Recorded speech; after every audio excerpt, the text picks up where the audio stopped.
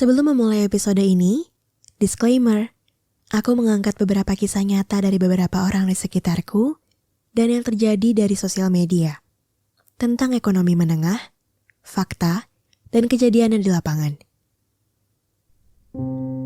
Konon menjadi masyarakat dengan ekonomi menengah seharusnya tidak terlalu ditakutkan. Kata orang, kan ekonomi menengah artinya tidak kurang. Berarti bagus dong. Dia hidup cukup untuk menghidupi kehidupannya. Kemudian mendengar kata-kata itu, aku sedikit tergelitik. Maka aku buka laman data-data books kata data dengan judul Sebanyak 115 juta masyarakat Indonesia menuju kelas menengah. Sebenarnya yang dimaksudkan dengan kelas menengah itu seperti apa sih, Ru? Dilansir dari pengelompokan masyarakat menurut Bank Dunia, beberapa pengelompokan perekonomian terdiri atas kelas atas, kelas menengah, menuju kelas menengah, rentan, dan miskin. Dengan rincian pendapatan, kelas atas, pengeluarannya lebih dari 6 juta per orang sebulan. Kelas menengah, pengeluarannya 1,2 sampai dengan 6 juta per orang sebulan. Menuju kelas menengah, pengeluarannya sebesar 532.000 sampai dengan 1,2 juta per orang sebulan. Kelompok ekonomi rentan, pengeluarannya 354 sampai dengan 532.000 per orang per bulan. Sedangkan ekonomi miskin, pengeluarannya di bawah angka 354.000 per orang sebulan. Dan dari data tahun 2022, saat ini Indonesia memiliki 53,6 juta penduduk atau sebesar 20,5% masyarakat yang termasuk kelompok kelas menengah. Melihat proporsi angka 20,5% masyarakat, kok rasanya itu besar ya? Topik ini relate sepertinya untuk banyak orang dibahas. Mungkin kamu termasuk di antaranya. Seseorang dengan pendapatan ekonomi bulanan yang berkisar 1,2 juta sampai dengan 6 juta per orang sebulan. Sayangnya, aku menolak ungkapan di atas yang menyatakan, kan enak, sudah ekonomi menengah. Harusnya udah cukup dong. Masuk dalam dunia perkuliahan membuat aku membuka mataku tentang dunia yang isinya gak cuma aku aja dan kehidupanku. Ada kehidupan orang lain yang juga harus dihargai keberadaannya dan gak semua dari kita bisa dipukul rata. Apalagi kampusku itu paling sering disebut sebagai miniatur Indonesia. Awalnya aku pikir, basi, masa iya? Sampai akhirnya aku membuktikannya sendiri. Iya juga ya. Orang-orang yang masuk dalam kampusku beragam sekali daerahnya. Meskipun tidak bisa dipungkiri, yang berasal dari Pulau Jawa tentunya masih lebih banyak dibandingkan pulau lainnya. Poinnya bukan di situ. Aku menemukan di Pulau Jawa sekalipun lebih banyak, perbedaannya pun sangat kontras. Bagaimana rasa rendah diri seseorang saat dia memasuki kampus yang notabene-nya universitas negeri, bergengsi, dan masuk salah satu dari universitas top 10 Indonesia. Sampai aku melihat dan mendengarnya sendiri, aku baru benar-benar bisa percaya. Suatu waktu saat kami tengah sharing bersama, seseorang pernah menyampaikan hal begini padaku. Sejujurnya, masuk ke kampus ini tuh mengubah banyak banget hal tentang aku. Di kotaku yang kecil di pelosok Jawa Timur, gak ada mall sebesar ini. Gerai ayam ternama seperti KFC aja jarang. Aku bahkan gak menemukan banyak outlet seperti di kota besar gini. Jalanan di kota besar juga padat banget. Di daerahku itu kalau jalan, orangnya pasti pelan-pelan, teratur. Begitu sampai di sini, aku shock. Begitulah katanya. Dari situlah aku tahu penyebab dia selama ini takut sekali berkendara di area kampus. 1 bulan perkuliahan pertama, saat kami sudah memasuki masa-masa offline, aku seringkali memberikan tebengan pulang dan juga pergi untuknya. Nggak apa, toh sejalan. Dan karena aku pikir dia memang masih perlu beradaptasi dengan situasi di kotaku. Kemudian sambil lalu, dia belajar motor dan beradaptasi dengan jalan raya di kotaku. Sampai akhirnya dia benar-benar bisa cukup lancar, baru aku benar-benar bantu lepaskan. Kalau dia dibonceng aku, seringkali tuh dia teriak, nggak teriak sih sebenarnya. Agak ngobrol dikit aja gitu. Buset, jantungan. Ruko bisa nyelip kayak gini sih? Gak takut? Astaga, jantungan banget. Aku juga bisa merasakan pegangannya pada jaketku mengeras begitu aku sedang melakukan aksi nyelap-nyelip. Cailah, udah kayak pembalap. Enggak, tenang, aku safety riding. Jadi kamu seharusnya gak akan berbahaya kalau misalnya pergi sama aku. Cuma memang kan kita perlu ya kemampuan skill untuk nyelap-nyelip gitu di saat apalagi macet jalanannya. Kalau aku diem kan di motor, nanti diklakson sama orang-orang di belakang. Temanku itu ketakutan karena memang belum terbiasa dengan situasi jalan raya, dan itu wajar. Aku juga mendengar sendiri dari sharing-sharing kami. Saat itu kami sedang makan beef dengan taburan mayo di atasnya. Jujur aku gak tahu apa namanya, makanya aku sebutkan kayak gitu. Saat itu kami selesai mengerjakan proyek bersama. Kami duduk melingkar, kemudian saling sharing mengenai UKT. Nah, bagaimana mereka mendapatkan UKT yang ternyata aku agak kaget dengarnya. Sekitaran 7-9 juta. Dan bagaimana mereka harus memperjuangkan untuk membayar UKT itu. Seperti apa yang menjadi momok menakutkan bagi mereka saat mereka mendapat tagihan UKT. Sepertinya yang paling akan relate dengan cerita ini adalah anak-anak pegawai negeri sipil ataupun teman-teman ekonomi menengah yang mau maju salah, mau mundur juga salah. Tidak hanya di kampusku, cerita ini terjadi juga di kampus manapun, kecuali swasta ya mungkin. Karena di negeri kan setauku uang kuliah tuh masih didasarkan pada gaji orang tua. Dan ada beberapa universitas swasta juga setahu aku yang begitu.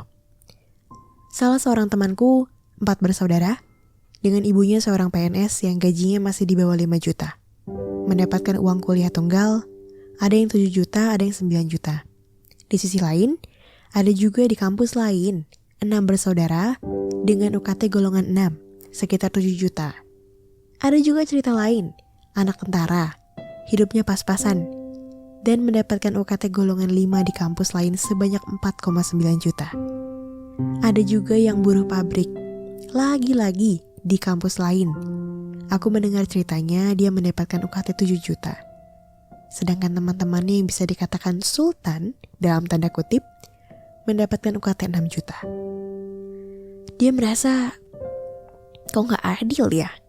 Kenapa yang mendapatkan kemudahan justru orang-orang yang seharusnya tidak diberikan kemudahan? Sudah mengajukan keringanan? Sudah. Bahkan banyak yang sudah mengajukan namun ditolak.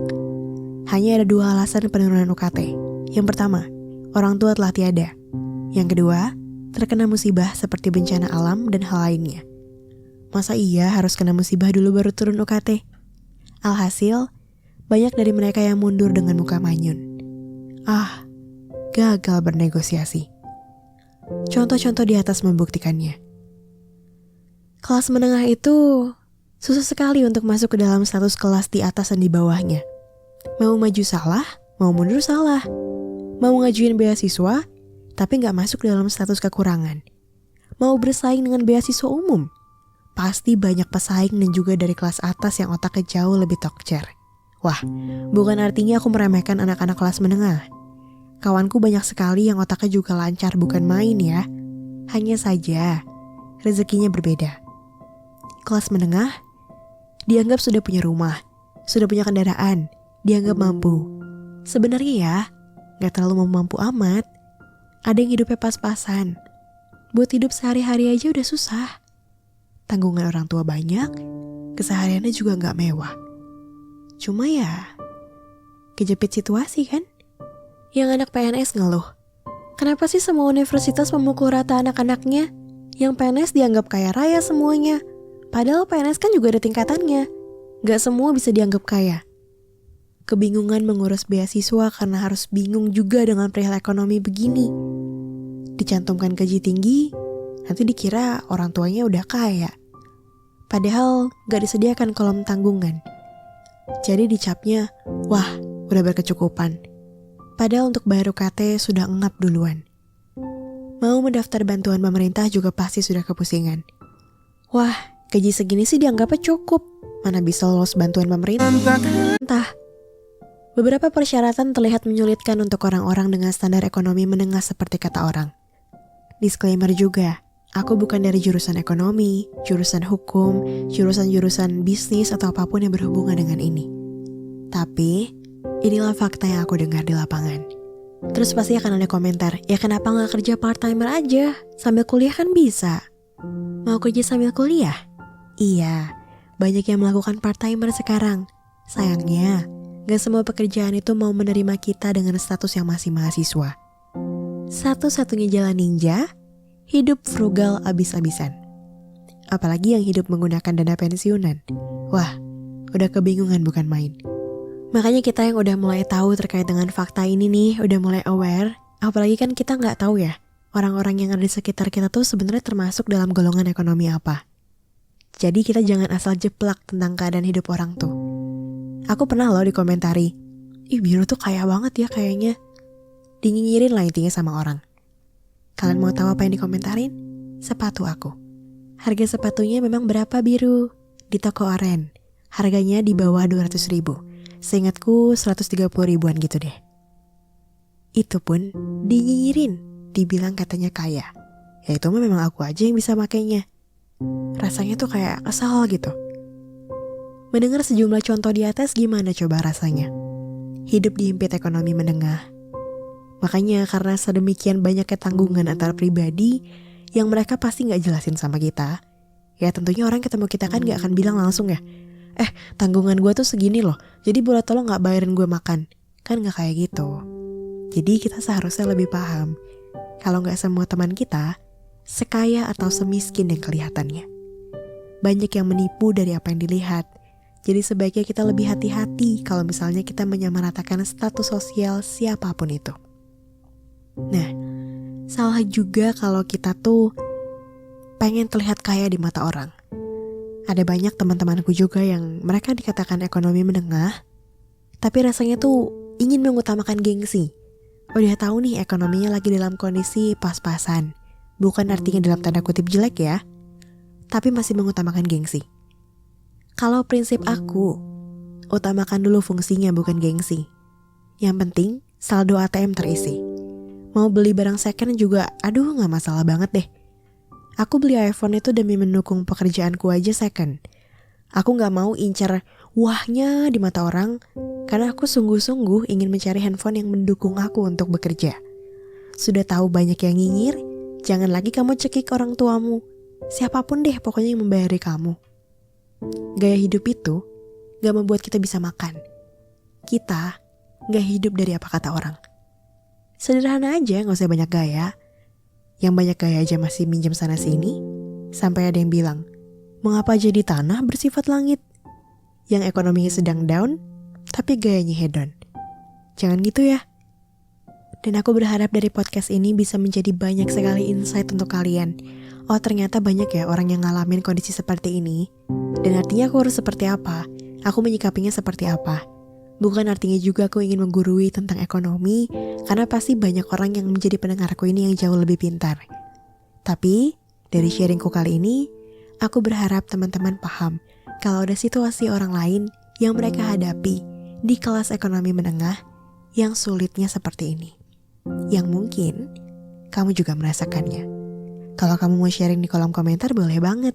Kita sama-sama lihat ya, kira-kira keluarga ekonomi menengah akan komentar seperti apa nih. Nah, aku doakan juga yang terbaik untuk teman-teman. Dengan dompet yang selalu terisi, tidak kurang, tidak juga sangat berlebih sampai membuat kamu kewalahan. Pokoknya untuk saat ini, merasa cukup itu perlu. Semoga keluargamu, siapapun pendengarku, saat ini diberikan rezeki yang berlebih, mendapatkan kesehatan untuk mencari nafkah, dimudahkan juga segala urusan dalam hal apapun, meskipun hidup dalam keluarga ekonomi menengah menyulitkan. Semoga pula keadilan menyertai kehidupan kalian.